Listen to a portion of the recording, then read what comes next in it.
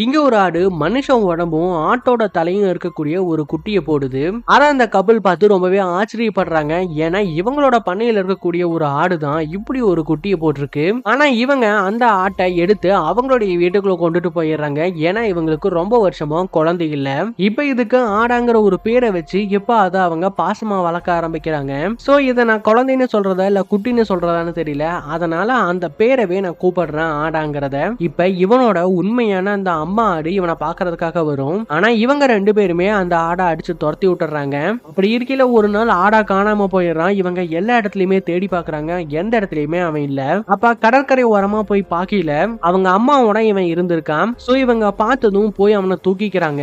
ஆனா அந்த ஆடு இவங்க பின்னாடியே கத்திக்கிட்டே வந்துட்டு இருக்கு. இவ கோவத்துல பயங்கரமா கத்திடுறா. அன்னைக்கு நைட் இவளுக்கு பயங்கரமான ஒரு கனவு வருது. ஆடுகளுடைய கண்ணுகள்லாம் பார்க்கவே ரொம்ப பயங்கரமா இருக்கிற மாதிரியான ஒரு கனவு. இதுல பயந்து போனவன் என்ன பண்ணிடுறா அப்படின்னா ஆடாவோட உண்மையான அம்மாவான இந்த ஆடை அவ சுட்டு கொண்டுறா. சோ உண்மையான உரிமை இந்த ஆடுக்கு தான் இருந்திருக்கு. இருந்தாலுமே அது தன்னோட குழந்தை மாதிரி நினைச்சிட்டு இந்த ஆடை அவ கொஞ்சம் கூட ஈவு இறக்க இல்லாம சுட்டு கொன்னு அதை இழுத்து கொண்டு போய் புதைச்சிடறா. இதுக்கப்புறமா தான் இந்த வீட்டுக்கு நம்ம ஹீரோவுடைய அண்ணன் வரான். சோ நிறைய கடன் பிரச்சனை இருக்கிறதுனால இந்த இடத்துக்கு வந்திருக்கான். இப்ப தடவையா ஆட்டோட தலையும் பாதி மனுஷங்க இருக்கக்கூடிய ஒரு உருவத்தை அவன் பாக்குறான். அதுவும் இவங்க ரெண்டு பேர் இது தன்னோட குழந்தை அப்படின்னு சொல்லிக்கிட்டு இருக்கிறதும் அவனுக்கு ரொம்பவே புதுசா இருக்கு. அப்போ ஒரு நாள் இவன் கையில புல் எடுத்து வச்சுட்டு இப்ப நம்ம ஆடாவை ஒரு ஆடு மாதிரி கூப்பிட்டு அந்த புல்ல சாப்பிடறதுக்கு கொடுக்குறான். இதை பார்த்த ஹீரோ ரொம்ப கோவமா வந்து நம்ம ஆடாவை தூக்கிட்டு அவன் ஒன்னும் ஆடு இல்ல அவன் எங்களோட குழந்தை அப்படின்னு தூக்கிட்டு போயிடுறான். சோ இதனால இவன் கோவப்பட்டானா என்னன்னு தெரியல. கொஞ்ச நேரத்துக்கு அப்புறம் நம்ம ஆடாவை ட்ரெஸ் எல்லாம் போட வச்சுட்டு இப்ப வெளியே கூட்டிட்டு வரான்.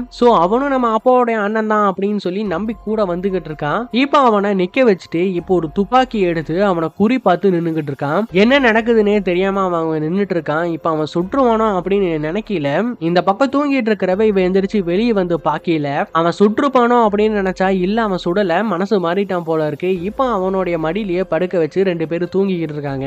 இதுக்கப்புறமா அவனுமே நம்ம ஆடாவுக்கு நிறைய இடத்துக்கு கூட்டிட்டு போய் மீன் பிடிக்கும் படகு ஓட்டுறதுக்கும் அவன் சொல்லி கொடுத்துக்கிட்டு இருக்கான். இப்படியே அவங்க 4 பேருமே ரொம்ப ஜாலியா இருக்கும்போது நம்ம ஆடா வீட்டை விட்டு வெளியே வந்து ஒரு இடத்த பார்த்தா அப்படியே பயந்து போய் நின்னுகிட்டு இருக்கான். அவனுடைய கண்ணுக்குள்ள இவனை மாதிரியே இருக்கக்கூடிய ஒரு உருவத்தை நம்ம பார்க்க முடியும். சோ பயந்து போனவன் வீட்டுக்குள்ள ஓடி போய் இப்ப அவனுடைய முகத்தை கண்ணாடியில பாத்துக்கிட்டு இருக்கான். அது மட்டும் இல்லாம இந்த கப்பல் ஆடுகளோட ஒரு குரூப் போட்டோ எடுத்திருப்பாங்க. அந்த போட்டோவே அவன் உத்து பாத்துக்கிட்டு இருக்கான். இன்னொரு பக்கம் ஹீரோவுடைய அண்ணனும் இவனுடைய ஒய்ஃபும் பேசிக்கிட்டு இருக்காங்க. மேபி இவங்க ரெண்டு பேருக்கு பாஸ்ட்ல ஏதாவது ரிலேஷன்ஷிப் இருந்திருக்கலாம். சோ இவ இருந்துட்டு நீ இருந்தது போதும் உடனே இங்க இருந்து கிளம்பு அப்படின்னு இந்த பக்கம் ஹீரோவும் ஆடாவும் தூங்கிட்டு இருப்பாங்க. இந்த சாக்க வச்சு இவனை கொண்டு போய் விட்டுட்டு வந்தாரலாம் அப்படின்னு காருக்குள்ள அவனை ஏத்திட்டு இப்ப விடுறதுக்காக அவ போய்கிட்டு இருக்கா. கொஞ்ச நேரத்துக்கு அப்புறமா ஹீரோவும் ஆடாவும் எந்திரிச்சிடுறாங்க. இப்ப இவங்க ரெண்டு பேருமே ஒன்னா உட்காந்து டீ பிஸ்கெட் சாப்பிட்டு இருக்காங்க. சரி கொஞ்சம் வெளியே போலாம் அப்படின்னு இவங்க ரெண்டு பேரும் அப்படியே வெளியே நடந்து போய்கிட்டு இருக்காங்க.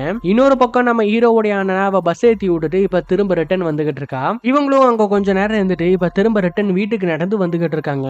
இப்ப வீட்டுக்குள்ள போய் பாக்குறா அங்க ரெண்டு பேருமே இல்ல. அதனால வீட்டை விட்டு வெளியே வரும்போது ஒரு துப்பாக்கி சத்தம் கேக்குது. சோ அந்த சத்தத்தை நோக்கி இப்ப இவ ஓட ஆரம்பிக்கிறா. இந்த பக்கம் நம்ம ஹீரோவா யாரோ தங்க கழுத்திலேயே சுட்டுறாங்க. அவன் உயிருக்கு போராடிக்கிட்டு இருக்கான். யாரா சுட்டதுன்னு பாக்கல. நம்ம ஆடா மாதிரியே இருக்கக்கூடிய ஒரு உருவம் இவரு தான் நம்ம ஆடாவோடைய உண்மையான அப்பா. இப்ப ஹீரோ சாகர நிலைமையில் இருக்கான். அப்ப ஆடா அவன் நெஞ்சில படுத்துக்கிட்டு இருக்கும் போது ஆடாவோட உண்மையான அப்பா அவனை கையை பிடிச்சு கூப்பிடுறாரு. இப்ப அவனுக்கு என்ன பண்றனே தெரியல. ஒரு பக்கம் அவன் வளர்த்த அப்பா சாகர தருவாயத்துல இருக்காரு. இன்னொரு பக்கம் அவரோட உண்மையான அப்பா கூப்பிடுறாரு. ஆனா ஹீரோ சாகர அந்த நேரத்திலையும் கூட ஆடாவோட கையை பிடிச்சிட்டு தான் இருக்காரு. இருந்தாலுமே அவனுடைய உண்மையான அப்பா ஆடாவை இப்ப காட்டுக்குள்ள கூட்டிட்டு போறாரு. இவனுமே அவன் வளர்த்த அப்பாவை பாத்துக்கிட்டே போறான். சரியா அந்த நேரத்துல தான் நம்ம ஹீரோவுடைய ஒய்ஃப் இங்க வந்துடுறாங்க. இப்ப ஹீரோ அங்க செத்து போய் இருக்கிறத பார்த்துட்டு அவ பயங்கரமா கதறி அழுக ஆரம்பிக்கிறா. இப்ப இதே மாதிரி தான் ஹீரோவுடைய ஒய்ஃப் ஆடாவோட உண்மையான அம்மாவான அந்த ஆட்டை கொஞ்சம் கூட ஈவு இருக்க இல்லாம சுட்டு கொண்டா. சோ இப்ப அதே மாதிரி ஆடாவோட அப்பா வந்து வளர்ப்பு அப்பாவான அவனை ஈவு இருக்க இல்லாம சுட்டு கொண்டிருக்கான். சோ இங்க ரெண்டு இடத்துலயுமே பாசம் ஒண்ணு இருந்திருக்கு. இருந்தாலுமே அது யாரு வச்சிருக்காங்கிறத பொறுத்து தான் மாறி இருக்கு. ஆடா இருந்ததுனால இவ கொஞ்சம் கூட யோசிக்காம அதை சுட்டு கொண்டுட்டா. இந்த பக்கம் ஆடாவோட அப்பா அவன் சாதாரண மனுஷன் அப்படிங்கறதுனால அவரு சுட்டு கொண்டுட்டாரு. சோ இதோட இந்த இடத்துல இந்த படம் முடியுது.